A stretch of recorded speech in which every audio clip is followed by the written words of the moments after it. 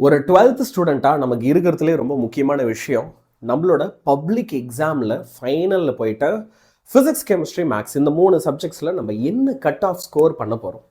இந்த cut off ஒரு 195க்கு மேலே இருக்குது அப்படின்னா உன்னோட எதிர்காலம் ரொம்ப ரொம்ப பிரகாசமாக இருக்கும், நல்லா இருக்கும்.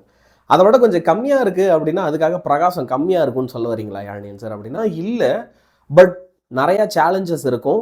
நீ ஸ்கூல் முடித்த உடனே லைஃப் ஜாலியாக இருக்கும்னு நினைப்ப பற்றியா? அப்படியெல்லாம் அவ்வளோ ஒன்றும் ஜாலியாக இருக்காது. அதுக்கப்புறமும் லைஃப்பில் நிறையா எப்பயும் போல் கஷ்டம் இருந்துக்கிட்டே இருக்கும்.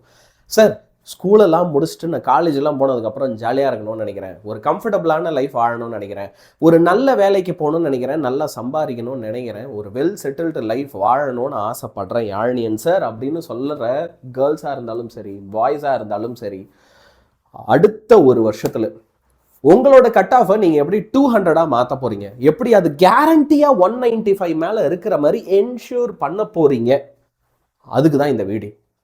ஒரு வருஷம் என்ன செய்யணும் பக்காவாக நான் உனக்கு ஒரு பிளான் தரேன். நான் சொல்கிறத இன்ச் பை இன்ச்சாக ப்ராப்பராக ஃபாலோ பண்ணு. முதல் விஷயம், இந்த 200 கட் ஆஃப் எதுக்கு அவசியன்றத தெரிஞ்சுக்கோ. உனக்கு தமிழ்நாட்டில் இருக்கக்கூடிய மிகச்சிறந்த காலேஜஸில் அட்மிஷன் வேணுமா? அப்போ அதுக்கு கட் ஆஃப் ரொம்ப முக்கியம். ஃபிசிக்ஸ் கெமிஸ்ட்ரி மேக்ஸ் இந்த 3 சப்ஜெக்ட் மார்க்கை தான் பார்ப்பாங்க, மற்ற சப்ஜெக்ட் மார்க்ஸ் எல்லாம் பார்க்க மாட்டாங்க. அடுத்து நீ ஒரு காலேஜை சூஸ் பண்ணிடலாம். அந்த காலேஜ்லே நிறைய கோர்சஸ்க்கு ரேங்கிங் இருக்கும். இப்போது சிஎஸ்சி இருக்கு இல்லையா, கிடைக்கிறது கஷ்டம். ஆனால் அதே சேம் காலேஜில் மெக்கானிக்கல் ஈஸியாக கிடைக்கும்.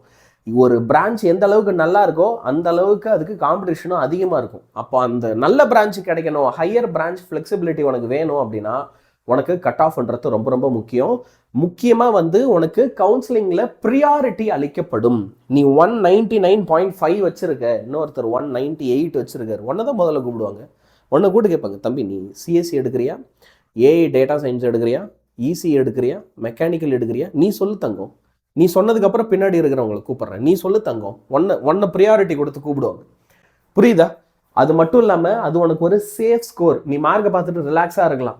ஐயோயோ, முன்னாடி இருக்கிறவன் என்ன கோர்ஸ் எடுப்பான், ஒருவேளை அவன் சிஎஸ்சின்னு வாயை திறந்து சொல்லிட்டா எனக்கு நான் படிக்கணும்னு ஆசைப்பட்ட சிஎஸ்சி கிடைக்காம போயிடுமே, பயந்துன்னு உட்காந்துருக்கேன். கவுன்சிலிங்கில் போய் வேண்டிக்கிட்டு வேண்டாம், சேஃபாக தில்லாக உட்காந்துருக்கணும். நான் எடுத்த கட் ஆஃப் நான் கேட்டது எனக்கு கிடைக்கும்ன்ற திமிரோட உட்காந்துருக்கணும். அது மட்டும் இல்லாமல் தமிழ்நாட்டில் இருக்கக்கூடிய ப்ரெஸ்டீஜியஸ் அண்ட் காம்படேட்டிவ் காலேஜஸில் படிக்கிறதுக்கான அட்வான்டேஜ் உனக்கு கிடைக்க போகுது. இப்போது ஒரு எக்ஸாம்பிளுக்கு அந்த காலேஜஸோடைய லிஸ்ட், எந்தெந்த காலேஜுக்கு என்னென்ன கட் ஆஃப். நீ சிஇஜி கேம்பஸ், அண்ணா யூனிவர்சிட்டியுடைய சிஇஜி கேம்பஸ் சென்னையில் படிக்க போகிறேன்னா 199.5லேருந்து 200 கட் ஆஃப் இருக்கணும். எம்ஐடி மெட்ராஸ் இன்ஸ்டியூட் ஆஃப் டெக்னாலஜிக்கு 198லேருந்து 199.5 இருக்கணும். பிஎஸ்ஜியில் 197.5லேருந்து 199.8. இது எல்லாமே என்ன கோர்ஸுக்கு தெரியுமா? அவங்களுடைய டாப் கோர்ஸான கம்ப்யூட்டர் சயின்ஸ். அப்படின்னா அந்த காலேஜில் கம்ப்யூட்டர் சயின்ஸை தவிர நீ வேற என்ன கோர்ஸ் எடுக்க போகிறனாலும் இதை விட கம்மியாக இருக்கும் கட் ஆஃப். புரியுதா? அப்போது அப்படியே ஒரு ரேங்கான உனக்கு போட்டு எடுத்துகிட்டு வந்திருக்கேன் பாரு. நீ 188 183 இந்த ரேஞ்சுக்குள்ளே இருந்தால் தான் உனக்கு கிருஷ்ணா காலேஜே கிடைக்கும். புரியுதா? டாப் 10 காலேஜஸ் நீ எடுத்து பார்த்தா இதான் லிஸ்ட் வந்துட்டா, இல்லைனா கண்டிப்பாக எல்லாம் ஒரு ஸ்க்ரீன்ஷாட் எடுத்துக்கும். அப்போ 200 கட் ஆஃப் எடுக்கிறது உன் லைஃபே எந்த அளவுக்கு மாற்றோன்றதை இந்நேரம் நீ புரிஞ்சுக்கிட்ட இல்லையா?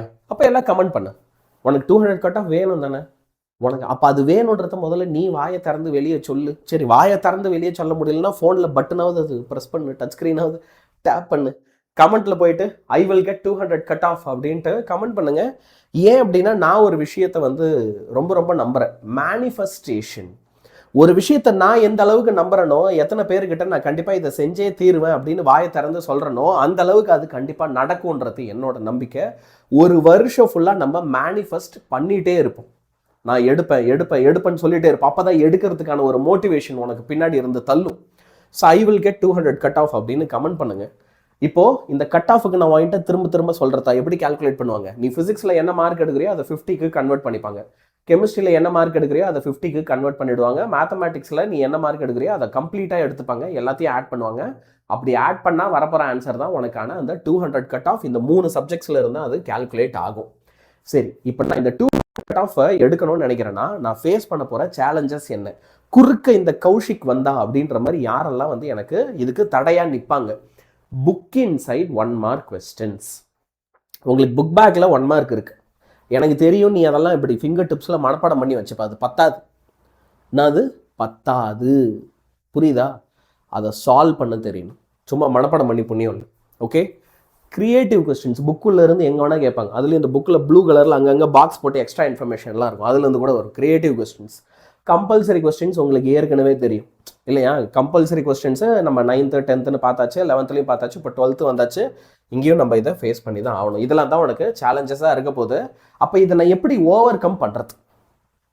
முதல் விஷயம், 1 மார்க்ஸை மெமரைஸ் பண்ணாத, புக்கில் இருக்கிற 1 மார்க்ஸை மெமரைஸ் பண்ணாத, அதை சால்வ் பண்ண கற்றுக்கோ. ஃபர்ஸ்ட் சாப்டருக்கு நான் 1 மார்க்கு சால்வ் பண்ணி போட்டிருக்கேன். இந்த வருஷம் 2027 பப்ளிக் எக்ஸாம் எழுத போகிற ஸ்டூடெண்ட்ஸ்க்காக எலக்ட்ரோஸ்டாட்டிக்ஸ் சாப்டரில் இருக்கிற 1 மார்க் சால்வ் பண்ணி சொல்லி கொடுத்துருக்கேன். எத்தனை பேர் பார்த்து? நம்ம சேனலில் இருக்கு, போய் பாரு. சால்வ் பண்ண கற்றுக்கோ, மெமரைஸ் பண்ணாத. எல்லா சப்ஜெக்ட்லையும் நான் உனக்கு இதை பண்ணித்தரேன். ஃபிசிக்ஸ், கெமிஸ்ட்ரி, மேக்ஸ் 3 சப்ஜெக்ட்லையும் நான் பண்ணித்தரேன். Example problem, exercise problem, physics கெமிஸ்ட்ரியில் ஸ்கிப் பண்ணாமல் சால்வ் பண்ண கற்றுக்கோ. உன் டெக்ஸ்ட் புக்கில் எக்ஸாம்பிள் இருக்குது, அதெல்லாம் வராது, அதெல்லாம் நீ நினைக்காத, வரும். புரியுதா? 1 மார்க் விட்டாலும் பிரச்சனை தான். விட வேண்டாம், படிப்போம். உனக்கு இதுக்கு முன்னாடி உனக்கு சொல்லித்தர ஆள் இல்லை, மோட்டிவேட் பண்ண ஆள் இல்லை. நீங்கள் நாங்கள் இருக்கோம்ல, நான் பண்ணுறேன், நான் நிற்கிறேன் உனக்காக. புரியுதா? அப்போது எக்ஸாம்பிள் சால்வ் பண்ணு, எக்ஸசைஸ் ப்ராப்ளம் சால்வ் பண்ணு. அதே மாதிரி மேத்தமேட்டிக்ஸில் எக்ஸாம்பிள் ப்ராப்ளம்ஸை சால்வ் பண்ணு. தியரம்ஸ் எல்லாம் உட்காந்து படி. ஏன் படிக்க மாட்டேற? அதெல்லாம் பாரு, அதெல்லாம் நாங்கள் சொல்லித்தரோம். எதையுமே ஸ்கிப் பண்ணாத. வாரம் டெஸ்ட் எழுது. நான் வேதாந்த் யூடியூப் சேனலில் இப்போ சொல்கிறேன், இந்த வருஷம் ஃபுல்லாக எவ்ரி சண்டே கிரியேட்டிவ் கொஸ்டின்ஸ்க்குன்னு நான் ஒரு கொஸ்டின் பேப்பர் தரேன். அந்த கொஸ்டின் பேப்பரை டவுன்லோட் பண்ணி அத்தனை பேரும் சண்டேல டெஸ்ட் எழுது. எப்படி அந்த 200 கட் ஆஃப் மிஸ் ஆகுதுன்னு நம்ம பார்ப்போம். நான் கொஸ்டின் பேப்பர் தரேன், அந்த கொஸ்டின் பேப்பரை சால்வ் பண்ண உடனே அன்னைக்கு சாயந்தரம் இல்லை திங்கக்கிழமை காலையில் நான் அதுக்கு ஆன்சருக்கு சொல்யூஷன் கொடுக்குறேன். உட்காந்து கரெக்ஷன் பண்ணு, செக் பண்ணு. வாரம் என் கூட சேர்ந்து டெஸ்ட் எழுது. சேனலில் மறக்காமல் சப்ஸ்கிரைப் பண்ணி வை. உனக்கு இவ்வளோ விஷயம் எல்லாத்தையுமே நான் பண்ணித்தரேன். மறக்காமல் சேனல் சப்ஸ்கிரைப் பண்ணிவிட்டு உன் ஃப்ரெண்ட்ஸுக்கு ஷேர் பண்ணு. இந்த வீடியோ பிடிச்சிருக்குன்னா லைக் பண்ணுங்கள். அப்புறம் என்னது, சப்ஸ்கிரைப் பண்ணுங்கள், ஷேர் பண்ணுங்கள், வேறு என்ன சொல்லுவாங்க, கமெண்ட் பண்ணுங்கள். ஃபார்மாலிட்டி அதெல்லாம் இருந்தால் தான் சேனலாக க்ரோ ஆகும். சேனலாக க்ரோ ஆனால் தான் எங்களுக்கு துட்டு வரும். எங்களுக்கு துட்டு வந்தால் தான் நாங்களும் இதெல்லாம் வந்து கண்டினியூ பண்ண முடியும். இல்லைனா என் வீட்டில் எங்கள் அம்மா என்ன சொல்லுவாங்க, சம்பாதிக்கு துப்பில் போய் ஏதோ யூடியூப்பில் பேசிகிட்டு இருக்கான்னு என்னையே சொல்கிறாங்க. அப்போ நான் எங்கே சம்பளம் கொடுக்குறாங்களோ அங்கே தாவிடுது. இதெல்லாம் உனக்கு கண்டினியூஸாக நடக்கணும் அப்படின்னா நீ கொஞ்சம் எங்கள் சேனலை சப்ஸ்கிரைப் பண்ணி 4 பேருக்கு ரெஃபர் பண்ணுறதும் வந்து ரொம்ப முக்கியம். புரியுதா? எனக்கும் திட்டு விழணும்ல, விழக்கூடாது இல்லை. சரி, இப்போது எங்கே யாழ்னியன் சார் நான் படிக்கணும்? அஃப்கோர்ஸ் டெக்ஸ்ட் புக்கை கம்ப்ளீட்டாக படிக்கணும். ஆனால் அது இல்லாமல் ப்ரீவியஸ் இயர் கொஸ்டின் பேப்பர்ஸை கம்ப்ளீட்டாக படிக்கணும்.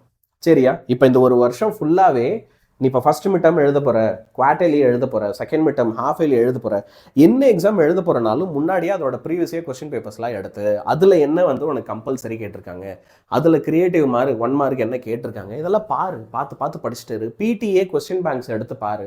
சரி, இதுக்கான சோர்ஸ் எல்லாம் என்கிட்ட இல்லைன்னா சொல்லு, நான் பிடிஎஃப் தரேன். Previous year question paper collection எல்லாமே வேணுமா? நான் இப்போவே பிடிஎஃபாக கொடுக்குறேன். பிடிஏ கொஸ்டின் பேப்பர்லாம் உனக்கு வேணுமா? பேரண்ட் அந்த மாதிரி. சரி, இதெல்லாம் பண்ணாதான் உன்னால் ப்ராப்பராக படிக்க முடியும். ஓகே, ஸோ ஒரு வருஷம் ஃபுல்லாக நீ எனக்கு என்ன செய்யணும்? சண்டே அப்படின்னா கிரியேட்டிவ் கொஸ்டின்ஸ்க்காக டெடிகேட் பண்ணிடணும், 1 மார்க்குக்காக டெடிகேட் பண்ணிடணும், புக் இன் சைட் கொஸ்டின்ஸ்க்காக டெடிகேட் பண்ணிடணும். அந்த ஒரு நாள் நம்ம டெக்ஸ்ட் புக்கை ஃபுல்லாக பார்த்து நம்ம ஏற்கனவே தெரிஞ்சுக்கிட்டதெல்லாம் ரெஃபர் பண்ணுற மாதிரி இருக்கணும். அப்படி இருந்தால் தான் நம்மளால் இதை ப்ராப்பராக செய்ய முடியும். அந்த 200 கட் ஆஃப்ன்றது அநியாயத்துக்கு இம்பார்ட்டன்ட்ரா. ஸோ இப்போவே அதில் ஒரு ப்ராப்பர் கோலோட, ஒரு ப்ராப்பர் பிளானோட இருங்க. ஆமாம், I am aiming for 200 cut off. ஒரு இலக்கு இல்லாமல் படிக்கவே கூடாது. ஸ்டார்ட் பண்ணும்போதே மைண்டில் ஒரு இலக்கு இல்லாமல் என்ன பண்ண போகிறேன்னே தெரியாமலாம் ஆரம்பிக்கக்கூடாது. 200 கட் ஆஃப் வேணும். அதுக்கு எனக்கு என்னெல்லாம் பிரச்சனை வரும், என்னெல்லாம் படிக்கணும், அதில் ஒரு தெளிவு இருக்கணும். புரியுதா? ப்ரீவியஸ் இயர் கொஸ்டின் பேப்பர் பார்க்கணுன்றார் யாழ்னியன் சார். பிடிஏ பார்க்கணுன்றார். நீட் ஜெயிலில் லாஸ்ட் 3 இயர்ஸ் மட்டும் பார்க்கணுன்றார். பாரு, நான் வெள்ளாட்டுக்கு சொல்ல எதுவுமே விஷயம் இல்லாமல் நான் பேசவே மாட்டேன். சும்மா அப்படி கிண்டலுக்கு பேசுகிற மாதிரி இருக்கும், ஆனால் விஷயத்தோட தான் பேசுவேன். இல்லைனா அன்றே கணித்தார் யாழ்னியன் சார்னு இத்தனை பேர் வந்து கமெண்ட் பண்ண மாட்டான். அவ்வளோ விஷயம் ப்ரெடிக்ட் பண்ணியிருக்கேன் நான். சரியா? இப்போ இது வரைக்கும் யாராவது தீமணல் பேட்சில் ஜாயின் பண்ணலான்னா மறக்காமல் ஜாயின் பண்ணு. நம்ம தீமணல் பேட்சு உனக்கு ஒரு வருஷத்துக்கு 2299 rupees வரும், ஒரு ஃபுல் இயருக்கு. சரியா? உனக்கு இதில் லைவ் கிளாஸஸ் இருக்க போது, கம்ப்ளீட் ரெக்கார்டட் கிளாஸஸ் இருக்க போது. உனக்கு 12th 600 out of 600 எடுக்கணும், 200 கட் ஆஃப் எடுக்கணும் அப்படின்னா உனக்காக கடைசி வரைக்கும் உறுதுணையாக நின்று உன்னை வழி நடத்தி உன்னை சூப்பராக ஜெயிக்க வைக்கிறதுக்கு உன்னை மாதிரியே வெறி பிடிச்ச ஒரு 4 டீச்சர் வேணும் அப்படின்னா அது என் கூட வந்து சேர்ந்துரு. Physics, chemistry, maths, biology, computer science, Tamil, English எல்லாத்துலேயுமே நாங்கள் சொல்லித்தரோம். போன வருஷம் 199.5 கட் ஆஃப் ஃபஸ்ட் மார்க்காக கொடுத்துருக்கோம். 195 கட் ஆஃபுக்கு மேலே மட்டுமே எங்ககிட்ட 40 பேர் எடுத்திருக்காங்க. அத்தனை பேரையும் நாங்கள் யூடியூப்லேயும் உங்களுக்கு ரிசல்ட்ஸ் பப்ளிஷ் பண்ணியிருக்கோம். அவங்க வீட்டுக்கு போய் பேட்டி எடுத்து போட்டிருக்கோம். அவங்க எப்படி நம்ம கூட சேர்ந்து படித்தாங்கன்னு உங்ககிட்ட ஷேர் பண்ணியிருக்காங்க. எல்லாத்தையுமே பார். நம்ம யார் கூட நின்று படிக்கிறோமோ, யாருடைய அறிவுரைகளை கேட்டு கரெக்டாக ஃபாலோ பண்ணுறோமோ, அவங்கள மாதிரியே நம்மளும் வெற்றி அடையிறதுக்கான வாய்ப்பு நமக்கு பிரகாசமாக இருக்கும். அதை மிஸ் பண்ணாத. முக்கியமாக இங்கிலீஷ் அண்ட் தமிழ் மீடியம் ரெண்டுமே நடத்துகிறோம். சரியா? ஸோ தீமணல் பேட்சில் எல்லாருமே கண்டிப்பாக ஜாயின் பண்ணு. இது வரைக்கும் யாராவது ஜாயின் பண்ணல, எனக்கு ஆனால் ஜாயின் பண்ணுற ஐடியா இருக்குது, ஆனால் இதில் ஏற்கனவே கொஞ்சம் கிளாஸ் எல்லாம் எடுத்துட்டீங்களே அப்படின்லாம் ஃபீல் பண்ணுறேன்னா, 300 நாள் படிக்க போகிறேன். அதில் ஒரு 4 நாள் 5 நாள் எக்ஸ்ட்ராவாக கிளாஸ் போனது ஒரு விஷயமே கிடையாது. நான் ஏன் இதை திரும்ப திரும்ப என்கிட்ட சொல்கிறேன்னா, யோசிச்சுக்கினே இருக்கிறேன். வாழ்க்கையில் ஒரு முடிவு நான் எடுக்கிறேன் அப்படின்னு ஒரு தைரியமாக ஒரு முடிவு எடுக்கிறது இல்லை. ஒரு சாதாரண தீமணல் பேட்ச் இதில் சேர்றதுக்கு அவ்வளோ யோசிக்கிறான் இப்படின்றான் யோசிக்கிற கடைசி வரைக்கும். ஆனால் எந்த முடிவும் எடுக்கிறது இல்லை. When it is too late, அப்போ லாஸ்ட் இயர் நிறைய பசங்க நான் கமெண்ட் பண்ணதை பார்க்குறேன். இல்லை நான் முன்னாடியே ஜாயின் பண்ணியிருக்கலாம், நான் தான் லேட் பண்ணிட்டேன், நீ அந்த தப்பை பண்ணாத. அதனால தான் நான் ரொம்ப உரிமையாகவே பேசுகிறேன். இதில் ரொம்ப உரிமையாகவே என் பசங்க அப்படின்னு தான் நான் இதில் பேசுகிறேன். ஜாயின் பண்ணோம் அப்படின்னா ஜாயின் பண்ணிடு, யோசிக்காது. சரியா? கிளாஸஸில் பார்ப்போம், லைவ் கிளாஸஸில் பார்ப்போம். உங்களுக்கு இந்த ஜூன் மந்த் ஃபுல்லாக ஸ்கூல் மாதிரியே ரெகுலராக கிளாஸஸ் இருக்க போகுது, டெய்லி பக்காவா. சரியா? ஏன்னா எல்லா ஸ்டூடெண்ட்ஸையும் பார்த்து முடிச்சாச்சு, ஆஃப்லைன் விசிட்ஸ் எல்லாத்தையும் முடிச்சாச்சு, எல்லாமே கம்ப்ளீட்டட்.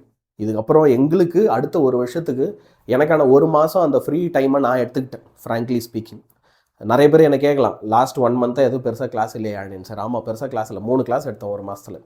ஏன்னா 1 மந்த் எனக்கான ரெஸ்ட்டை நான் எடுத்துக்கிட்டேன். ஆனால் இப்போ அடுத்த 11 மாதம் உனக்காக நான் டெடிகேட் பண்ணுறேன். வா, படித்து ஜெயிச்சு காட்டலாம். சரியா?